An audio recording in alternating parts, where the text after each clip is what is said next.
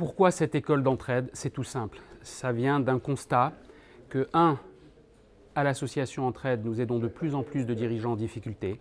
Et deux, les dirigeants que nous aidons montrent une certaine incompréhension, incompétence, difficulté de comprendre ce qui leur arrive. Et c'est la raison pour laquelle, avec cette école, on veut les éclairer le plus en amont possible pour éviter qu'ils n'arrivent à taper la porte d'Entraide et esseler et rincer. L'école de l'entraide, c'est une école qui propose aux dirigeants, aux dirigeantes de pouvoir se professionnaliser. Et donc l'école de l'entraide, c'est une école de la vie entrepreneuriale. L'idée, c'est vraiment de proposer l'ADN entraide. Et l'ADN entraide dans cette école, c'est de croiser le regard d'un dirigeant à celui d'un expert sur un sujet pour vraiment être sur du témoignage, du retour d'expérience authentique. Les 5 règles d'or qu'on peut peut-être mettre en avant, c'est dans un premier temps l'anticipation. Donc il est important pour les chefs d'entreprise de prendre le temps nécessaire pour organiser la transmission de l'entreprise.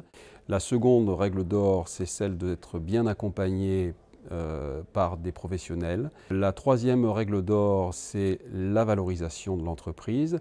La valorisation et le prix, puisqu'en fait c'est une ambiguïté dans la plupart des chefs d'entreprise. La quatrième règle d'or, c'est bien évidemment de pouvoir mettre en relief dans la présentation de l'entreprise les points forts de l'entreprise. Et la cinquième règle d'or, c'est celle de la communication. Il faut pouvoir bien communiquer en interne et en externe pour réussir une transmission d'entreprise. Pour moi, si je devais retenir quelque chose sur la transmission, c'est de le faire très en amont. Et moi, dans mon entreprise, avec les successions de générations, ça s'est toujours fait avec le temps.